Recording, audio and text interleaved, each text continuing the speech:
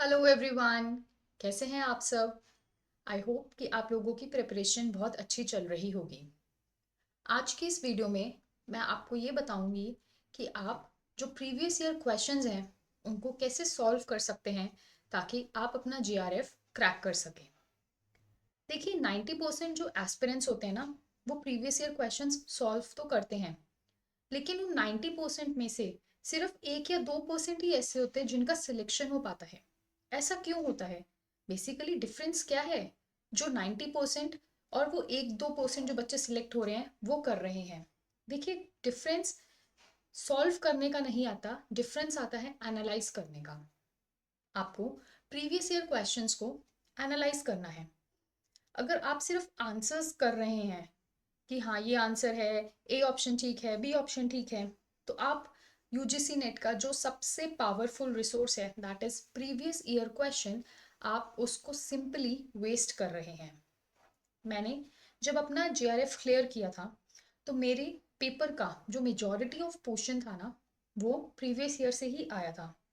पर मैंने जो मिस्टेक्स स्टार्टिंग में की थी ना, वो मैं आज आपको इस वीडियो में बताऊंगी ताकि आप वो मिस्टेक्स ना कर पाए। मैक्सिमम स्टूडेंट्स करते क्या है, प्रीवियस ईयर क्वेश्चंस लेते हैं, क्वेश्चंस को उन्होंने देखा, आंसर मार्क किया, ए बी सी डी जो भी था, उन्होंने सोल्यूशन देखा और आगे नेक्स्ट जो क्वेश्चन था वो उसकी तरफ मूव ऑन कर देते हैं। ये जो अप्रोच है ना सॉल्व करने की, जो बाकी सब करते हैं, आप अगर ये अप्रोच कर रहे हैं तो आप एक एवरेज ही रहेंगे। लेकिन टॉपर्स करते क्या हैं? टॉपर्स कैसे सॉल्व करते हैं प्रीवियस ईयर क्वेश्चंस? वो एक ही क्वेश्चन को 5 अलग अलग एंगल से तोड़ के देखते हैं। मैम उसका मतलब क्या होता है? चलिए मैं आपको उसका मतलब समझाती हूँ। देखिए, सबसे पहला आता है रिवर्स इंजीनियरिंग द क्वेश्चन। यानी आप जब भी प्रीवियस ईयर क्वेश्चन सॉल्व करेंगे तो आपको ये 3 क्वेश्चंस जरूर पूछने हैं खुद से। सबसे पहला कि ये क्वेश्चन किस टॉपिक से है, कौन से टॉपिक का ये क्वेश्चन है, you have to identify that topic. Then second question, examiner क्या चेक करना चाहता है, वो क्या पूछना चाहता है आपसे इस क्वेश्चन के थ्रू, आपको ये सोचना है, आपको ये रिफ्लेक्ट करना है। देन थर्ड, इसी कॉन्सेप्ट से कैसे और क्वेश्चंस बन सकते हैं।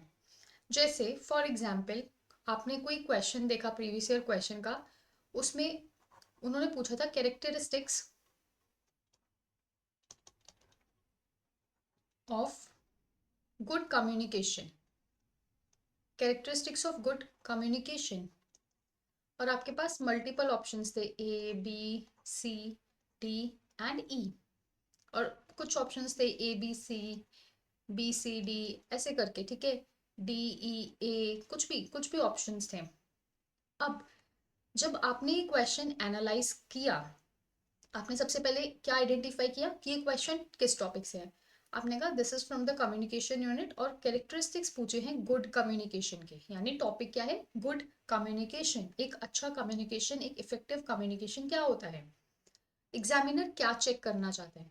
अब गुड कम्युनिकेशन में वो क्या चेक करना चाहेगा कि आपको कितनी नॉलेज है about the basics of communication, examiner ये चेक करना चाहता है। And that too through multiple statements. अब मल्टीपल स्टेटमेंट्स में क्या होता है कि बच्चे कभी कभी नॉट पढ़ना भूल जाते हैं स्टेटमेंट में, या फिर वो आधा ही स्टेटमेंट पढ़ते हैं, पूरा पढ़ते ही नहीं है। क्या पता एक ब्रेक के बाद उस सेंटेंस में ट्विस्ट हो। तो ये जितनी छोटी छोटी मिस्टेक्स होती है ना, एग्जामिनर वो चेक करना चाहता है कि बच्चा कितना अटेंटिव है और कितना सीरियस है एक बेसिक क्वेश्चन को भी लेके। फिर इस कॉन्सेप्ट से और कैसे क्वेश्चन बन सकते हैं, इस बार पूछ ले characteristics of good communication. Maybe वो नेक्स्ट टाइम पूछे which of the following are not the characteristics of a good communication, या फिर वो कैरेक्टरिस्टिक्स ही पूछे, पॉजिटिव ही पूछे, लेकिन not non characteristics of good communication. आप समझ रहे, एक ही क्वेश्चन को कितने तरीके से बदल बदल के पूछा जा सकता है। तो ये आता है हमारा सबसे पहला स्टेप कि आप क्वेश्चन को पढ़ के और फिर कॉन्सेप्ट की तरफ जा रहे हैं।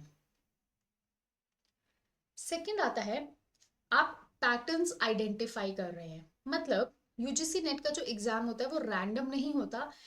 जो पैटर्न्स होते हैं, जो थीम्स होती हैं, जो कॉन्सेप्ट्स होते हैं वो रिपीट होते हैं। आपको क्या करना है, लास्ट 10 ईयर्स या फिर अभी टाइम कम है तो आप लास्ट 5 ईयर्स के प्रीवियस ईयर क्वेश्चन उठाओ और टॉपिक्स को कैटेगराइज कर दो, जैसे teaching aptitude, research aptitude, ICT अलग अलग। और आपको पता लग जाएगा, आप जब 5 साल के प्रीवियस ईयर क्वेश्चंस को एनालाइज करेंगे आपको पता चल जाएगा ये जो टॉपिक है ये बार बार रिपीट हो रहा है, या फिर रिसर्च एप्टीट्यूड में कॉन्सेप्ट्स ही रोटेट वो कर करके पूछ रहा है। कभी वो एक्शन रिसर्च की साइकिल पूछ रहा है, कभी वो डायरेक्ट क्वेश्चन पूछ रहा है, कभी वो एक सिचुएशन बेस्ड क्वेश्चन पूछ रहा है जिसका आंसर एक्शन रिसर्च है। ठीक है, तो ये सब चीजें आपको क्या करनी है, आइडेंटिफाई करनी है। वो कैसे होंगी, जब आपके पास लास्ट 5 ईयर्स के प्रीवियस ईयर क्वेश्चन होंगे। फिर एक रफ शीट बनानी है। Then you have to make topic versus frequency, यानी जिस टॉपिक से ज्यादा क्वेश्चंस आए हैं वो ऑब्वियसली आपकी हाई प्रायोरिटी एरियाज होने चाहिए। सो जो टॉपर्स होते हैं ना, वो स्मार्ट होते हैं, हार्ड वर्क नहीं करते। हार्ड वर्क नहीं करते इसका मतलब क्या है कि वो एक बार हार्ड वर्क कर लेते हैं, लेकिन जो लास्ट फ्यू डेज होते हैं, या फिर आप बोल दीजिए 2 महीने 3 महीने, वो तब स्मार्ट वर्क करते हैं। वो एक बार अपना पूरा सिलेबस, पूरे नोट्स रिवाइज करके then they go for smart work. Then step third, आपको एक एरर नोटबुक बनानी है या फिर एक मिस्टेक नोटबुक बनानी है। यानी आप जब भी कोई मॉक देंगे, जब भी कोई प्रीवियस ईयर क्वेश्चन करेंगे, आपका जब भी कोई आंसर गलत होगा आपको घबराना नहीं है। ठीक है, बहुत बच्चे क्या करते हैं, हमारे प्रीवियस ईयर क्वेश्चंस गलत हो रहे हैं, छोड़ देते हैं, देखा जाएगा। नहीं, आपको नहीं करना है।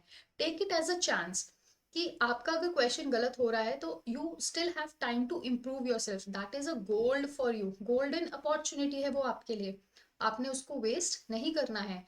तो एक नोटबुक बनानी है जिसमें आपने क्वेश्चन लिखना है, जो आपका आंसर गलत हुआ है वो लिखना है, करेक्ट आंसर क्या है वो लिखना है, और आपको रीजन लिखना है कि वो जो आंसर है वो आपका गलत क्यों हुआ है। अब क्यों हुआ है, उसकी 3 कैटेगरीज हो सकती है कि आपको कॉन्सेप्ट ही नहीं आता था, या फिर आपने वो टर्म पहली बार सुनी थी, या फिर कंफ्यूजन की वजह से आप कंफ्यूज हो गए थे कि ए होना चाहिए था कि बी होना चाहिए था। बहुत क्लोज कंपटीशन था दो ऑप्शंस के बीच में, and you got confused. Third, silly mistake की वजह से नॉट नहीं पढ़ा, इनकरेक्ट नहीं पढ़ा, नेवर नहीं पढ़ा। ठीक है, तो सिली मिस्टेक। 7 दिन के बाद आप जब उस नोटबुक को रिविजिट करेंगे ना, आपको खुद पता चल जाएगा कि आपने कितना इम्प्रूव किया है। क्योंकि जब आप उस एरर नोटबुक में लिखेंगे ना कि आपकी गलती क्या है, वो कहीं ना कहीं आपके दिमाग में फिट हो जाएगी। And next time when you will attempt the previous year question और एनी मॉक टेस्ट, तो वो आपके जहन में रहेगा ही रहेगा, कॉन्शियसली और सबकॉन्शियसली, कि मेरे को जो क्वेश्चन है वो अच्छे से पढ़ना है, मुझे कोई सिली मिस्टेक नहीं करनी है। तो ये सब चीजें जो है एरर मिस्टेक, इनसे जब आप एरर या फिर मिस्टेक की नोटबुक बनाएंगे तो ये सब चीजें आपकी क्लियर हो जाएंगी।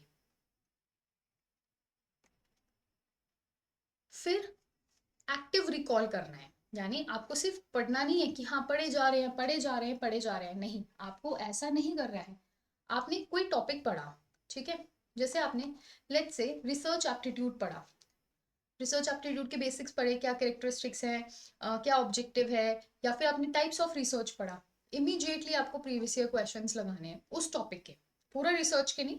लेट्स से आप अगर टाइप्स पढ़ रहे हैं, टाइप्स ऑफ रिसर्च, तो आप उसी के प्रीवियस ईयर क्वेश्चंस लगाइए और विदाउट नोट्स उसको सॉल्व करना है। ये नहीं देख देख के, विदाउट नोट्स आपने सॉल्व करना है। यानी आपको अपने ब्रेन को फोर्स करना है रिकॉल करने के लिए, क्योंकि बहुत सारे कीवर्ड्स होते हैं। एक्शन रिसर्च के लिए अलग कीवर्ड होता है, आपका अप्लाइड के लिए अलग है, फंडामेंटल के लिए अलग है, एक्सपेरिमेंटल के लिए अलग है। So you have to force your brain कि यार इस रिसर्च का क्या कीवर्ड था। वो होता है active recall, that is through PYQs।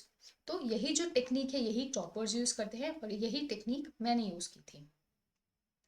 ठीक है, तो आपको अपने प्रीवियस ईयर क्वेश्चंस का बेस्ट यूटिलाइज करना है, क्योंकि they are the most most most powerful asset of UGC NET topper. आज की वीडियो के लिए बस इतना ही था। आई होप आपको वीडियो पसंद आई होगी। अगर पसंद आई है तो लाइक कीजिए, शेयर कीजिए, चैनल को सब्सक्राइब कीजिए और अपना प्यार बनाते रहिए। So thank you so very much for watching the video.